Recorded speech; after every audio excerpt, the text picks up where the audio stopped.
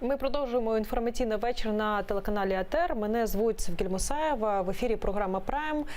І минулого тижня гостем моєї студії був Давид Сакварелідзе.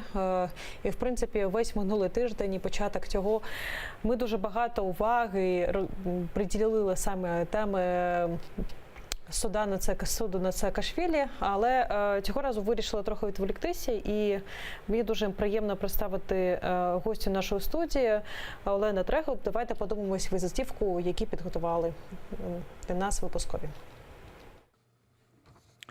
Олена Трегуб, генеральний секретар Незалежного антикорупційного комітету з питань оборони міжнародного громадського об'єднання, створеного в рамках програми Transparency International Defense and Security. Працювала в ООН у Нью-Йорку, викладала на тему трансформації Центрально-Східної Європи у американських університетах, була закордонним кореспондентом Уніан та Київпосту США, а також представником Нью-Йорк Таймс у Києві. З 2015 по 2017 рік Олена Трегуб очолювала Департамент координації міжнародних програм у Міністерстві економічного розвитку та торгівлі України. Вона відповідала за програми і проекти розвитку, фінансовані міжнародними грантами та кредитами на загальну суму близько 12 мільярдів доларів. Після Революції Гідності Олена розробляла механізми координації міжнародної допомоги та погодження їх із національними пріоритетами та напрямками реформ. Отже, Олена, вітаю вас в нашій студії. Дуже цікаво, що ми говоримо зараз, не продовжуємо говорити про антикорупційні речі або про суд над Михайлом Саакашвілі. Цьому достатньо багато уваги приділено в ефірі. Я б вас покликала для того, щоб поговорити як і про міжнародну допомогу, так і про вашу нинішню діяльність на чолі комітету антикорупційного, який якраз займається сферою оборони. Мені здається, цій темі приділяється недостатньо уваги, але вперше, що мене зацікавило, напевно, в вашій біографії, те, що ви після Революції Гідності вирішили залишити своє місце роботи, ви працювали в міжнародних організаціях, наскільки я розумію, так само займалися міжнародною допомогою, і вирішили приїхати до Києва, де очолили департамент, власне, Міністерства економіки. І в мене таке питання, чи не шкодуєте ви про своє рішення, тому що пройшло вже 3 роки, мені здається, і наскільки цей досвід був успішним і цікавим для вас? Вітаю, Севгіль. Ну, чесно кажучи, дійсно були такі моменти протягом цих 3 років, коли я задавала собі питання, навіщо я повернулась, і трошки шкодувала. Але це були, скажімо так, такі моменти, які проходили досить швидко. Загалом моя відповідь така, що той досвід, який я тут набула в Україні за ці 3 роки, він є дуже цінним, не тільки для мене, але також я вважаю, що моя робота в Україні має набагато більше значення і вплив на життя людей, ніж, скажімо, моя робота в Вашингтоні чи Нью-Йорку. Тому тут я відчуваю більше натхнення в Україні і більше інтерес. Ви знаєте, я просто минулого року була на Fuck Up Night, де якраз реформатори розповідали про свій досвід, і Слава Вакарчук був запрошеним гостем, і коли його попросили наприкінці тієї зустрічі сказати щось, він достатньо жорстко розкритикував майже усіх людей, які прийшли в уряд, тобто це так звані реформатори чи антикорупціонери, і сказав, що багато в чому він вважає, що це люди зробили задля строчки у резюме.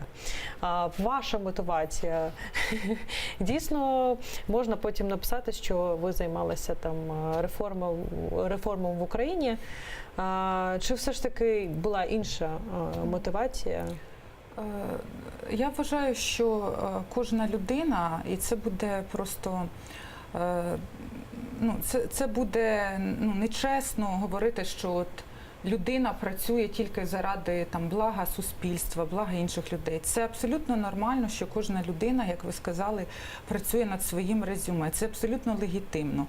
Справа в тому, що ми повинні цінувати, коли є професійні люди, які цінують свою репутацію і цінують своє так само резюме.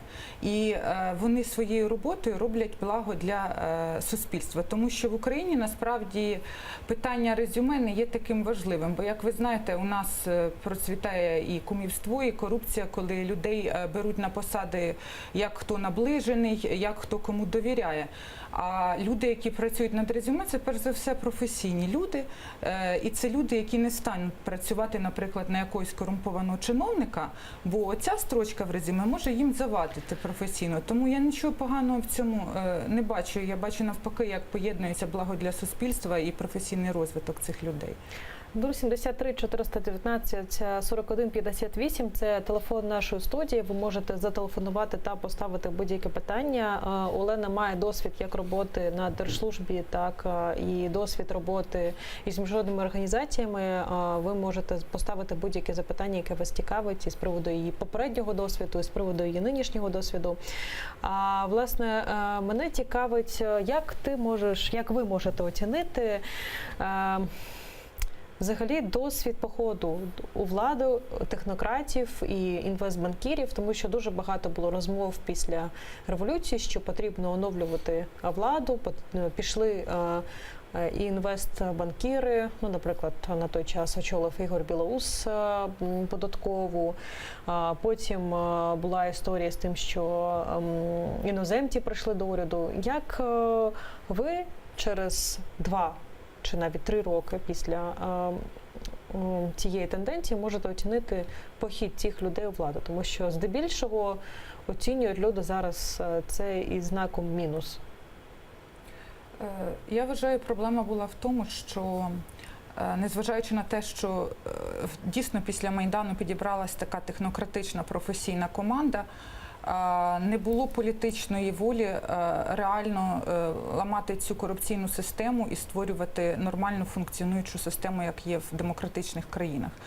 І тому, звичайно, що люди, які протистояли цим технократам, вони виявилися сильнішими, і вони навіть в публічному просторі намагалися з них зробити невдах, що ж ти реформував, не дореформував, що ж у тебе нічого не вийшло.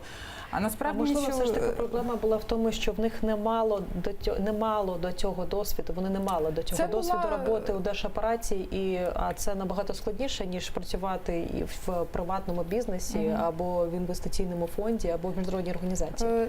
Це дійсно була одна із проблем, але ця проблема, вона вирішується. Буквально ось я, наприклад, пропрацювала 6 місяців, я вже дуже добре розуміла, як працює держапарат, я пропрацювала рік, я ще краще розуміла.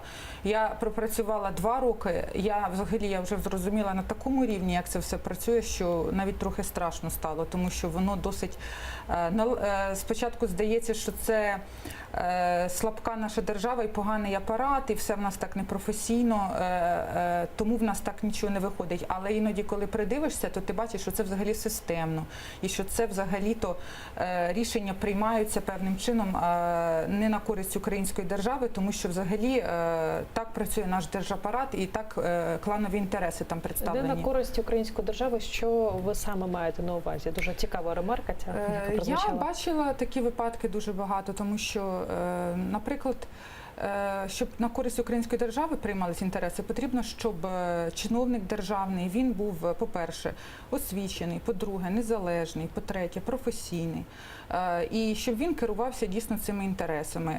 В нас, в держапараті, це не так працює. У нас ще радянська система діє, чиновники її називають таким грубим виразом «ти начальник, я дурак». Це означає, що коли міністр їм говорить, там, наприклад, що він щось хоче, ці чиновники бігають і обслуговують, що він хоче. Вони навіть не задумуються, як оця політика, яку він їх просить розробити, як вона вплине позитивно чи негативно на державу. І вони не думають, можливо, він їх це просить, бо він представляє якісь олігархічні інтереси. Тобто через це саме була потрібна реформа державної служби, щоб оцей середній прошарок людей, які розробляють ці політики, пишуть закони, постанови, щоб вони були більш серйозні люди і більш професійні. Ви особисто відповідали, наскільки я пам'ятаю, наскільки я добре розумію, за міжнародну допомогу. І міжнародної допомоги після революції було, мені здається, багато. Наскільки ефективним взагалі був розподіл цієї міжнародної допомоги? Що, власне, вам вдалося зробити на своїй посаді? Нам вдалося зробити те, що, по-перше, ми набагато більше цієї допомоги залучили, ніж було до Майдану. В 3 рази збільшилася ця допомога. Якщо за даними ОЕСР використовувала Україна грантів на $700 мільйонів в рік, то після Майдану вона почала їх використовувати на $1,5 мільярда в рік. Це гранти, це безповоротні кошти. І це ми не говоримо про кредити, які в нас зараз в портфоліо ще $8 мільярдів.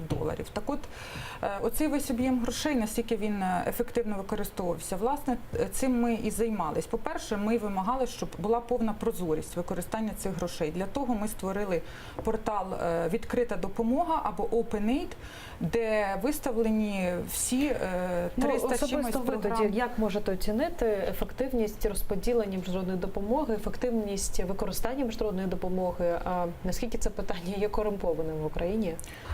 Чи є тут Воно є, ризики? там є більше проблема з дійсно неефективністю, і ця неефективність, звичайно, не завжди є наслідком корупції, а є просто іноді наслідком того, що інтереси представника донора не співпадають з національними інтересами України. Для прикладу, я вам скажу, що Україна потребує інвестиційних проєктів, Україна потребує проєктів, де є вкладення в жорсткий капітал, тобто ремонти доріг, дитсадків, шкіл, тому що в нас дійсно все розвалюється. Проте донори не люблять такі проекти робити по тій причині, що вони носять високий ступінь ризику, бо можуть робітники погано працювати, можуть не укладатися дозволи на надання землі, на підключення електрики і так далі. Тобто багато ризиків. І тому вони завжди вибирають проект технічної допомоги краще зробити. А проект технічної допомоги, він дуже простий і без ризиків. Ви собі орендуєте офіс у Києві, ви собі наймаєте консультантів, високі зарплати їм платите, і вони собі там щось пишуть протягом 5 років, а потім іноді ми дивилися звіти таких проєктів, які витратили, наприклад, $13 мільйонів, і з цього проєкту тільки один відеоролик лишився. Вважаючи, що у вас є цей досвід, хто найгірше використовував міжнародну допомогу із українських державних інституцій чи областей навіть? Можна зробити такий рейтинг, наприклад? Ми робили, це внутрішній був рейтинг нашого департаменту, який був координаційним органом по міжнародній допомозі для всієї України. Ми робили самі для себе просто такий перелік різних центральних органів виконавчої влади. Їх аналізували, наскільки з них хто добре працює з донорами, наскільки хто з них погано працює з донорами. Добре, я пам'ятаю, який в нас лідер завжди був, це Державна прикордонна служба, до речі, добре працювала з донорами, а погано це легше сказати, хто добре, бо погано багато хто працює. Наприклад, все одно цікаво, вугільні підприємства, або державні підприємства, або, я не знаю, мені цікаво. Я думаю, що нашим глядачам так само цікаво дізнатися. Наприклад, я вам назву таке Міністерство соціальної політики. А на які цілі брало міністерство? Ось це, власне, був кредит, який я зупинила, тому що коли міністерство не знає чітко, навіщо йому потрібні гроші, а донор намагається дати ці гроші, тому що донора стоїть якась квота, яку він повинен використати і дати гроші, це для України, якщо це грант, добре, там гроші ці згорять, але ж якщо це кредит, ми їх ще й віддаємо. Тому, звичайно, що коли міністерству дають документ, де описано на 60 сторінок взагалі досить сирий матеріал, розумієте? Тобто, коли ти це читаєш, ти розумієш, що ці гроші будуть використані ні на що. По-перше, там консультанти, які будуть кредитом оплачуватись. По-друге, це хотіли дати гроші фонду, який був державному фонду соціальних інвестицій, який зараз реформується, але на той момент, власне, з цим я боролася, він був не реформований, там були дуже великі проблеми в цьому фонді з витрачанням коштів, і були кримінальні справи проти цього фонду, і вони хотіли цьому фонду дати там $10 мільйонів кредиту нашого, українського. Ну і тому, А про яку звичайно, суму взагалі йшлося? Ну, Всього? стосовно 200 міністерства. мільйонів доларів. 200 мільйонів доларів Міністерство соціальної політики хотіло залучити на якісь такі незрозумілі. На розвиток соціального сектору, на покращення соціальних послуг. Але дуже він був- загальне поняття, можна покращувати. Так, він був дуже загальний, дійсно, і тому ми спільно прийняли рішення, і я рада, що зараз, в результаті і моєї роботи, і зараз Міністерство фінансів мене підтримало, ми відмовились зараз від цього проекту, і краще Скільки б Україна мала б виплатити за кредитами, якби цей проект все ж таки був реалізований? Це ж найцікавіше питання, тому що залучати гроші можна, але треба їх якось віддавати. І це, мені здається, одна з найбільших проблем України зараз, тому що кредитів, на жаль, у нас багато.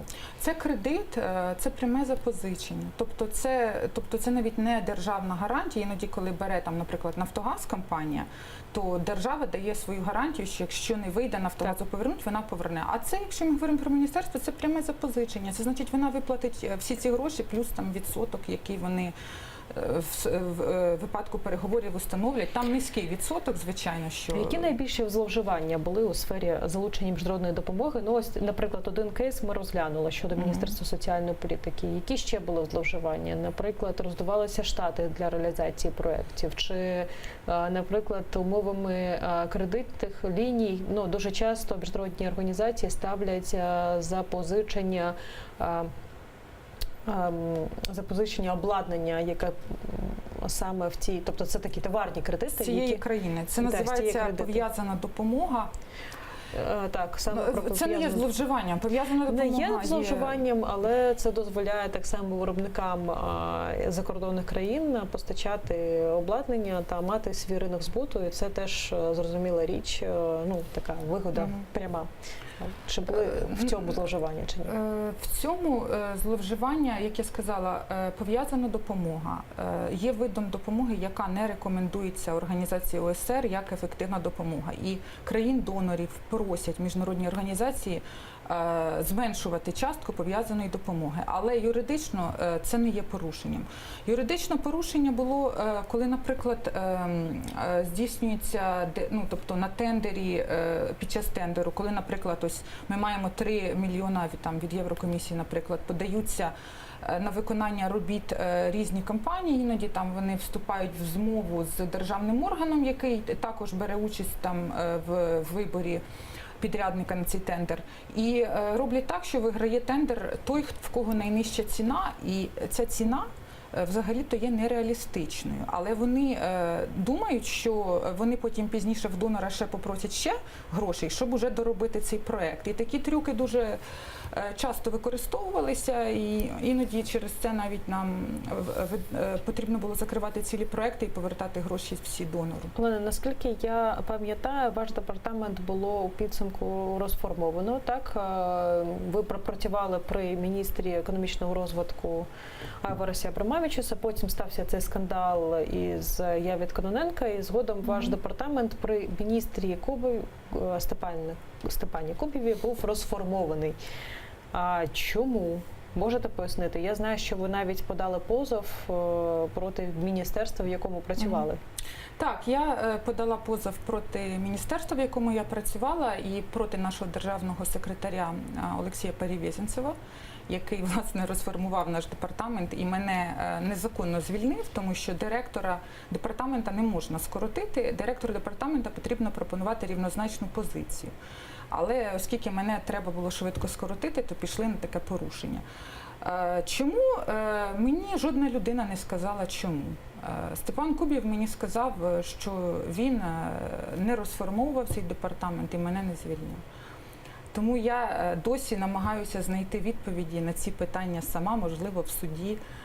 Мені стане більше дуже цікава історія. Тобто міжнародна допомога був потрібний департамент для роботи, а згодом це виявилося непотрібним? Чи хто зараз займається залученням міжнародної допомоги в Міністерстві економічного розвитку? Ось це теж цікаве питання. Це дійсно те, що зараз мене дуже турбує, тому що все-таки, ви знаєте, я вклала не тільки я, а команда наша, тобто людей, яких я зібрала, ми вклали в це там і здоров'я, і сили, і душу, і зараз вся ця робота фактично ніким не продовжується.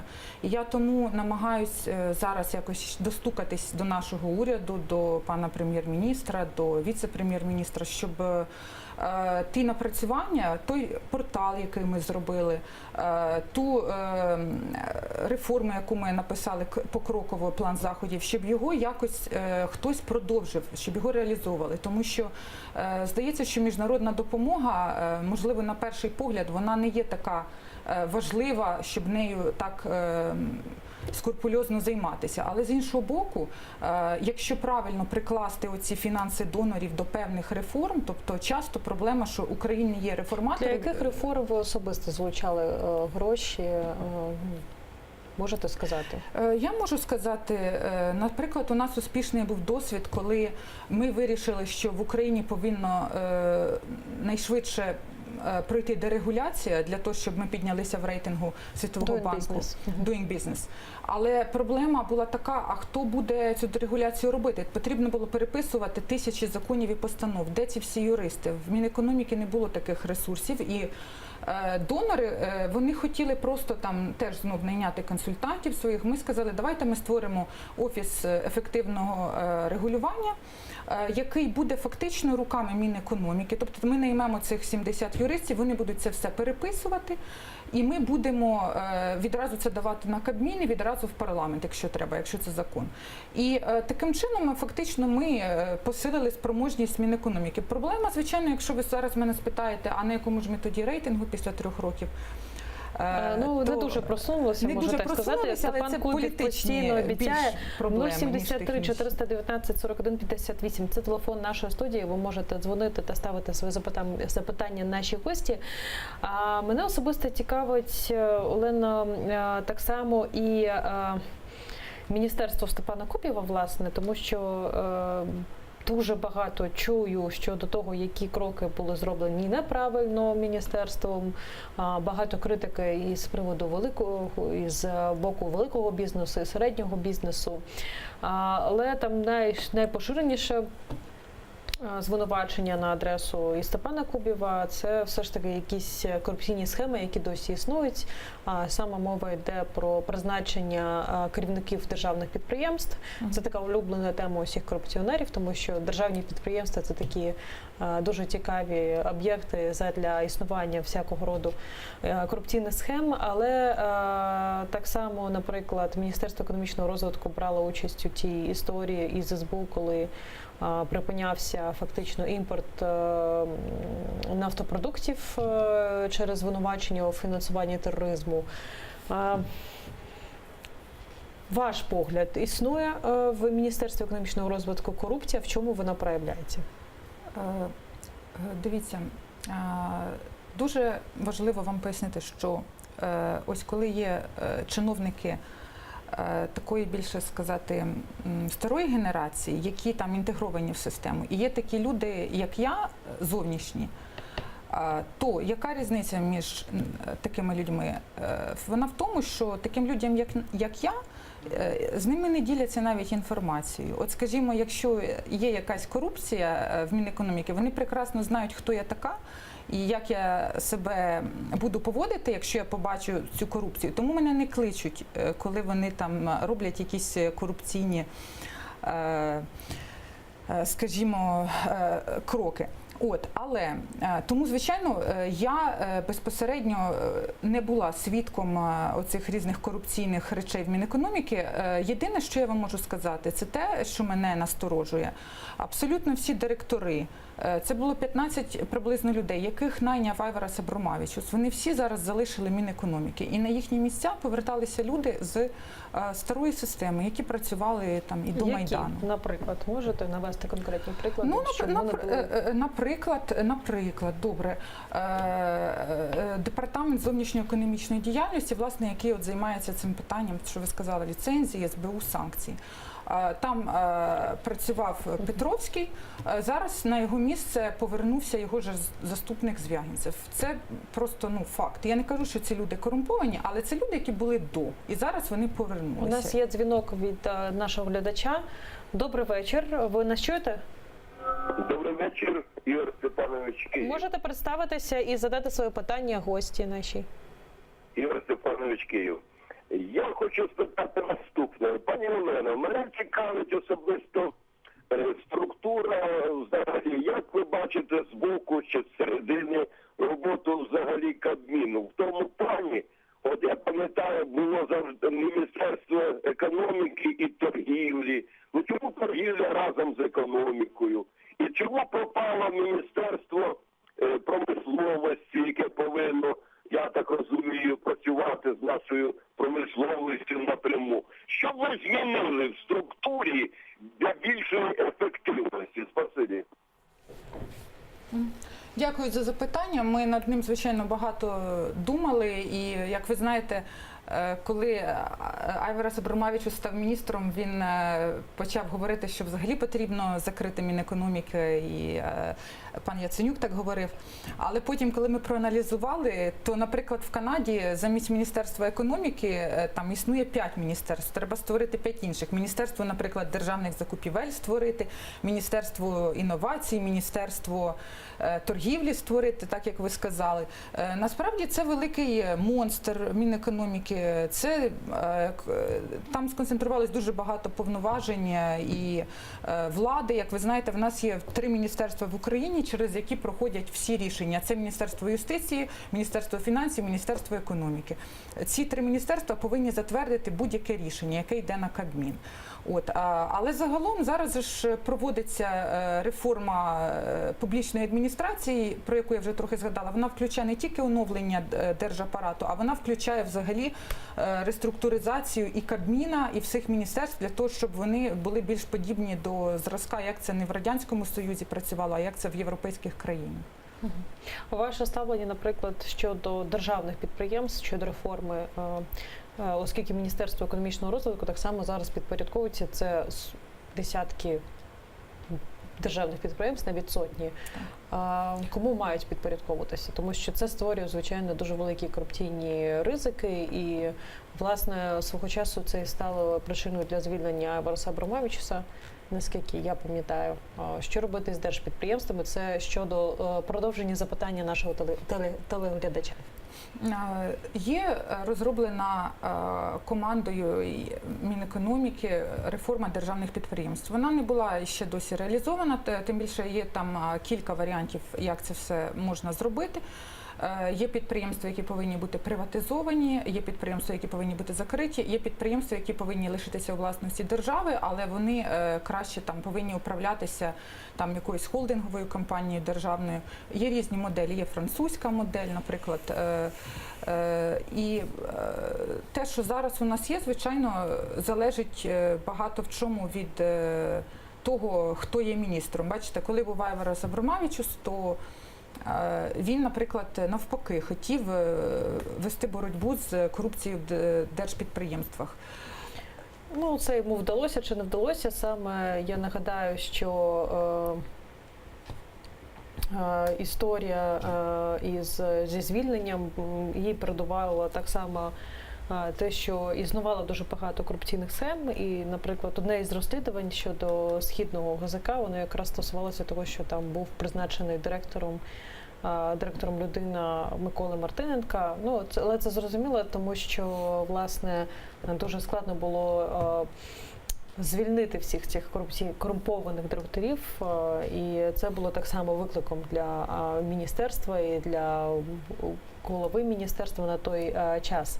Продовжуючи щодо Степана Кубіва і нинішнього Міністерства економічного розвитку, я б у вас, Олена, хотіла запитати, як ви взагалі оцінюєте дискусію Міністерства економіки щодо різного роду питань, які стосуються економічного розвитку країни. Наскільки в нас ця дискусія є професійною, оскільки буквально зараз розгортається на наших очах дискусія щодо законопроекту «Купуй українське», який був поданий народним депутатом Галасюком. І, власне, Міністерство економічного розвитку, не пояснюючи нічого, говорить, що цей законопроект загрожує, по-перше, існуванню Прозора, по-друге, є із корупційними ризиками, незважаючи на те, що все ж таки у цивілізованих країнах, взагалі у більшості країн, Міністерство економічного розвитку чи агенція, яка за це відповідає, вона здебільшого намагається все ж таки пояснити, що знаходиться, і проводить математичний аналіз цього. Наскільки взагалі у нас проводиться цей аналіз законодавчих ініціатив, якихось рішень щодо Міністерства економічного розвитку і щодо взагалі економічної моделі? Ну, я вам про це сказала, а кому це все проводити? Тобто там в Мінекономіки потрібно найняти людей, які будуть аналітиками економічними, які будуть сидіти і дійсно зможуть вести таку аргументовану дискусію. Немає зараз спроможності. Є керівництво Мінекономіки, є заступники. І фактично на цьому все якби і обмежується. І тому в нас ще проблема, що ця дискусія дуже стає токсична, тому що всі розділені на табори. Оцей табір – це прозахідні, оцей табір – там лібертаріанці, оцей табір – це, значить, олігархічні. І відразу, незалежно там від суті пропозиції, хтось щось запропонує, і відразу йде така поляризація. Ну, на тебе, умовно кажучи, одразу навішують якийсь ярмо, так мовно, що ти, наприклад, став на олігархічний груп, тому ти не можеш права висловити свою думку стосовно розвитку, наприклад, вітчизняного виробництва, тому що ти керуєшся, там, не знаю, інтересами іншими. Це дійсно може бути легітимне звинувачення, але потрібен дійсно глибший аналіз, тому що були запитання до того, що Прозоро, в Прозоро важко вигравати вітчизняним виробникам. З іншого боку, звичайно, що є думка, а якщо вони не конкурентні, то вони і не повинні вигравати, але тоді дійсно інші країни зараз використовують протекціонізм і використовують регуляторні методи, щоб тримати навіть там штучно своє виробництво і розвивати свою промисловість. Тому це питання глибоке і дискусійне. Я вважаю, що повинно Міністерство економіки відстояти свою позицію. Якщо вони праві дійсно, то їх і суспільство підтримає. І це питання більше до професійності, так, людей, які очолюють це міністерство, тому що так само і коли там дуже багато уваги приділяється, наприклад, зоні вільної торгівлі із Канадою, а в той же час мова йде про невеликі суми, насправді, так, це все виглядає достатньо, як би сказати правильно, піар-приводу, які міністерство так само використовує, хоча ці піар-приводи не є достатніми задля того, щоб доноситися до великої кількості людей. Тому мені здається, що тут є питання саме до ефективності роботи Міністерства економічного розвитку. Я думаю, що на цьому ми щодо міністерства нашу розмову закінчимо. Звичайно, дуже цікаво буде спостерігати, як саме будуть відбуватися ваші судові засідання щодо Міністерства економічного розвитку. Я нагадую, що ви можете дзвонити до нашої студії. Телефон 073 419 41 58. Можете ставити запитання нашій гості. А ми переходимо до наступного блоку наших питань. Це питання щодо оборони. Я знаю, що ви нещодавно очолили Незалежний антикорупційний комітет із оборони, стали генеральним секретарем цього комітету.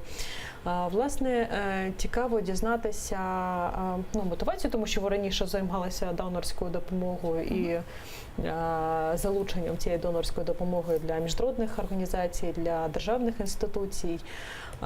І зараз така тема оборони, і наскільки вона є цікавою, так само тут теж залучаються кошти донорів, кошти інвесторів. Наскільки в цій сфері саме залучення коштів є запитання щодо ефективності використання їх в оборонній сфері, наприклад? Я думаю, що спільне між моєю попередньою роботою і теперішнім моїм статусом є саме питання прозорості, тому що я боролася і частково мені це вдалося зробити прозорою міжнародну допомогу, тому що прозорість потрібна для того, щоб був суспільний нагляд, була підзвітність і тоді, звичайно, менше корупційних ризиків. В обороні точно так само. Нам потрібно більше прозорості. Як ви знаєте, 45 25% закупівель Міноборони, вони взагалі йдуть під грифом «державна таємниця». Цей відсоток треба зменшувати. А якщо говорити про весь бюджет Міноборони, то це 20% іде засекречено, неясно як витрачається. А ми говоримо про Німеччину, наприклад, то там лише 2% оборонного бюджету засекречено. Чому в Україні такий великий відсоток? Ну, до речі, чому? Чому? Тому що це радянська система, це все іще спадщина радянської системи. Мені недавно розповіли, що там один перелік, яким ми зараз користуємося, виявляється, він ще 1921 року. Справа в тому, що, дивіться, всі галузі, всі сектори реформ, вони більш-менш уже якби просунуті. Тобто ми державні закупівлі пореформували, ми там щось намагаємося публічну адміністрацію. А до оборонного сектору у нас іще якби менше було можливостей так придивитися і сказати, що дивіться, ми зміцнювали нашу армію, це одне питання, командування, координацію і так далі, тому що в нас почалась війна. Але ми ще також повинні подивитись на питання, як ми бюджет оборонний створюємо, чому у нас там 7 рядків написано, а в Америці 150 сторінок виставлено в інтернеті. Як ми робимо оборонні ви знаєте, закупівлі? Тут усі можуть розпочати говорити про те, що так, дійсно, Сполучені Штати Америки можуть розкривати інформацію щодо свого оборонного бюджету, в них немає територіальних загроз. Ми все ж таки знаходимося у стані війни із Росією, тому саме цим керівництво оборонної сфери зараз аргументує те, що дійсно ця інформація є секретною. Наскільки виправдано є все ж таки це формулювання, що через війну, через загрозу, через дії агресора ми не можемо наразі розкривати цю інформацію? Я саме ідентичне питання задала в неділю американському генералу. Він мені відповів, що в Америці, насправді, Америка веде постійно війни.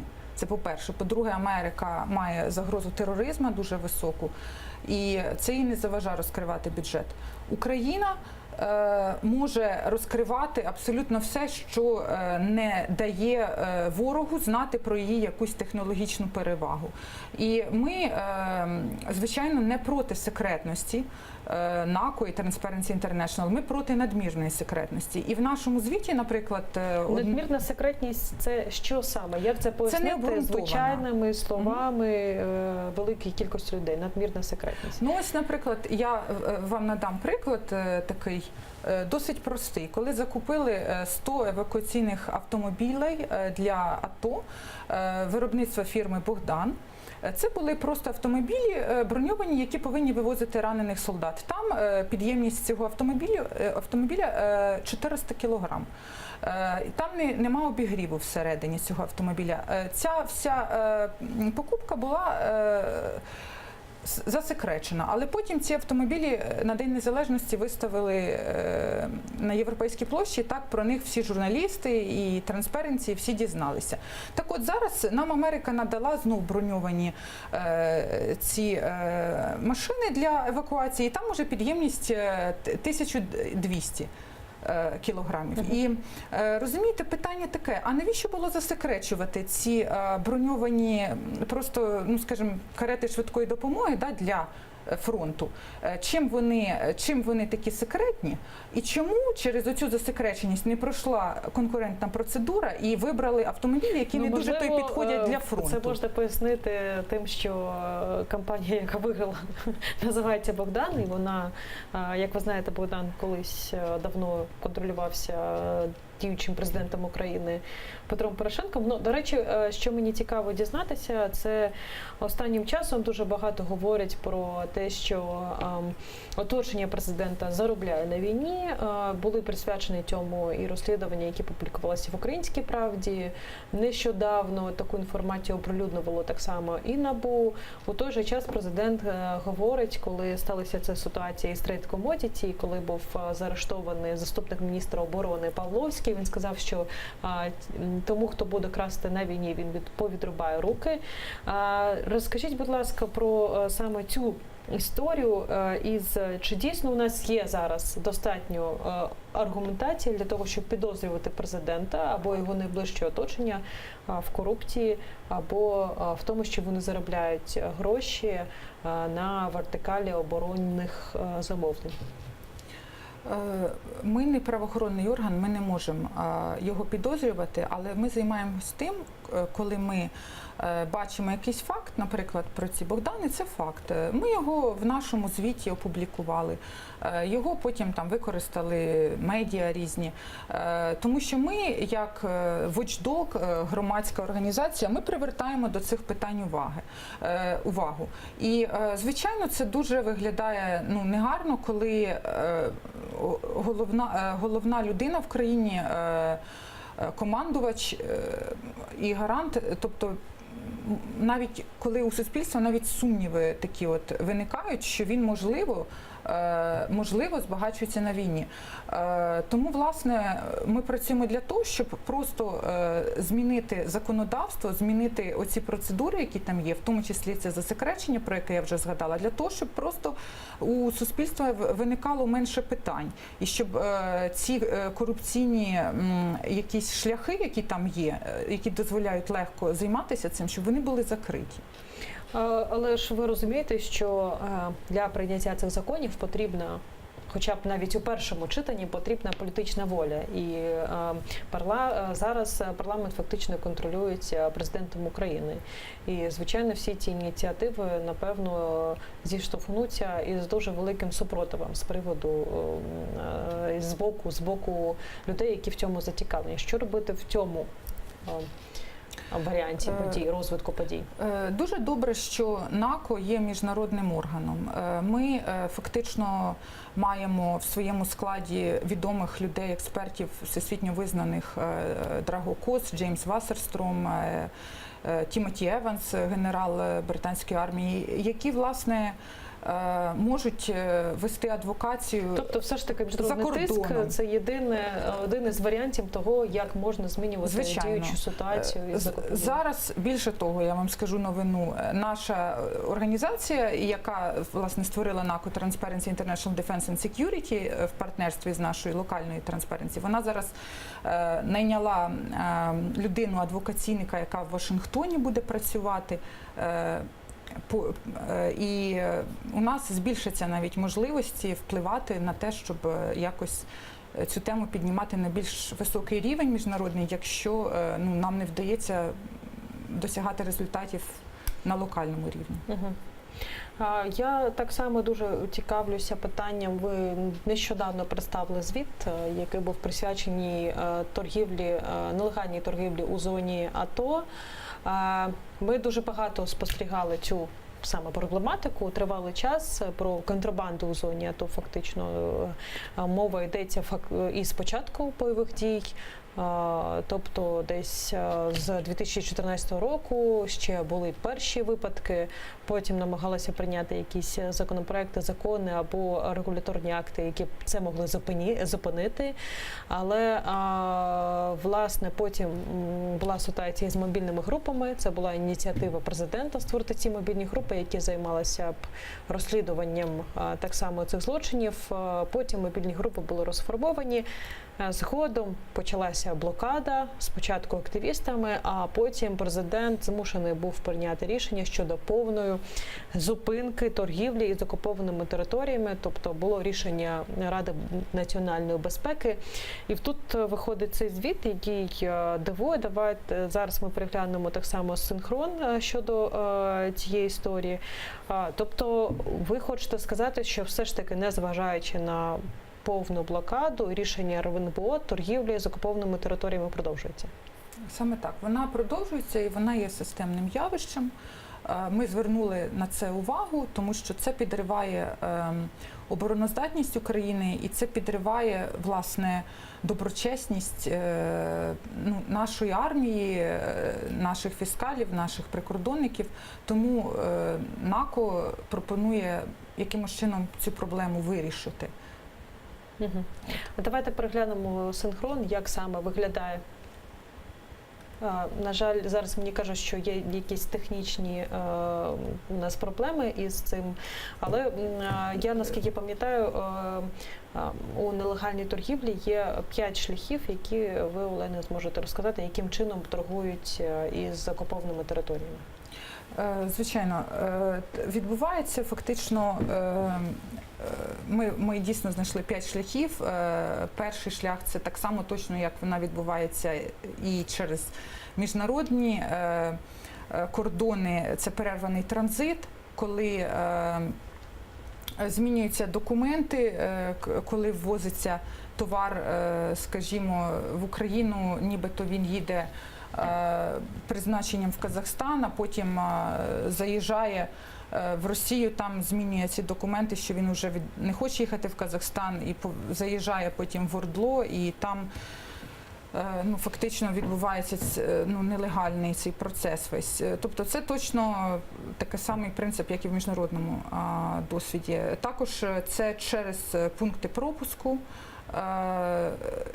Відбувається інший шлях, це коли просто системно фактично даються хабарі тим людям, які повинні пропускати або не пропускати товари. Також це через сіру зону, це там, де взагалі нема контроля і там, де відбувається. Як часто все ж таки бувають якісь вироки з приводу нелегальної торгівлі, чи цей процес зараз регулюється якимось чином? Так, власне, це одна з проблем, що взагалі-то нелегальна торгівля практично в Україні не карається, тому що сума штрафів дуже маленькі, це кількасот гривень, людина може провести вантажівку на десятки тисяч гривень або більше і заплатити за це 100 гривень штрафу, тому, звичайно, що ризики практично нульові. Тобто таких вироків дуже багато щодо штрафів на 100 гривень? Так. А про які обсяги товарів йде мова? Обсяги товарів, ми розглядали там багато прикладів, базуючись на інтерв'ю, які наш аналітик провів, власне, з людьми, які працюють в цій сфері. Йдеться досить серйозні суми, там може бути на кількасот тисяч доларів, там вантажівка, якщо це щось цінне. Ми показували недавно в блозі НАКО, коли провозили золото навіть, це ще коли були через залізничні шляхи, це ще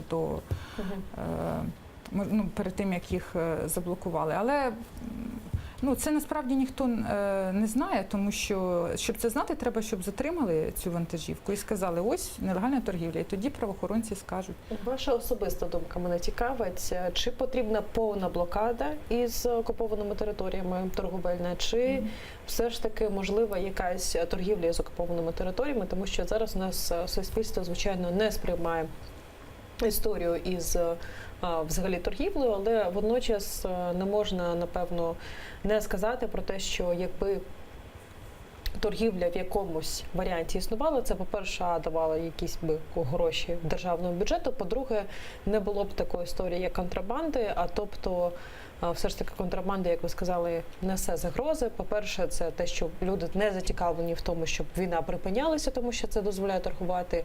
І по-друге, це дозволяє, напевно, бойовикам якимось чином використовуючи, вступати в змову із українськими військовими для того, щоб цей шлях і далі існував. Яка ваша особиста думка? Чи потрібна повна блокада, чи все ж таки якийсь частковий дозвіл на торгівлю? Ми в наших рекомендаціях вказали, що це дійсно є політичне рішення, тому що якщо суспільство не підтримує те, що повинна бути лібералізація торгівлі, то Transparency International не може сказати, давайте дозволимо торгівлю тільки для того, щоб не було корупції і не було цієї нелегальної торгівлі. Але все-таки, якщо брати з точки зору суто технічної, то менше буде корупції тоді і нелегальної торгівлі, коли частково пом'якшити цей режим заборони торгівлі, коли дозволити провозити товари, ми пропонуємо, зокрема, товари гуманітарного характеру, їжа, одяг, ліки, з української території, щоб дозволяли провозити туди, бо там є потреби в цього населення суто гуманітарного характеру. Але, звичайно, є способи, і як можна вже зараз посилити боротьбу з нелегальною торгівлею, навіть зробити більш дієву цю блокаду. Наприклад, що потрібно зробити прямо зараз для того, щоб зупинити або частково зменшити торгівлю, точніше не торгівлю, а контрабанду, яка існує в зоні АТО? По-перше, як ви вже згадали, якщо ми замість штрафів введемо кримінальну відповідальність, менше буде людей, які будуть хотіти цим. Кримінальна відповідальність, наскільки жорсткою вона має бути? Є, я знаю, вже навіть законопроект у Раді, де це питання обговорюється. Ми так детально не говоримо, наскільки вона жорсткою повинна бути, але повинна бути наскільки, щоб принаймні ризик від нелегальної торгівлі перевищував той ризик, який зараз, який є нульовим зараз фактично. Що ще? По-друге, це, звичайно, ми говоримо про різні технічні засоби, ми досліджуємо, як рентгени можуть вплинути, щоб сканувати ці вантажівки, які їдуть, бо іноді один із шляхів, який вам не встигла назвати, це коли гуманітарний нібито вантаж, а насправді там є в тій вантажівці для торгівлі. Так, були вже випадки, коли дійсно під гуманітарним вантажем провозилися якісь дуже цікаві речі, як то якісь біноклі і так далі. Тобто ви, звичайно, шляхів задля припинення там дуже багато дрібних таких змін, так, їх дуже багато, і взагалі-то це питання.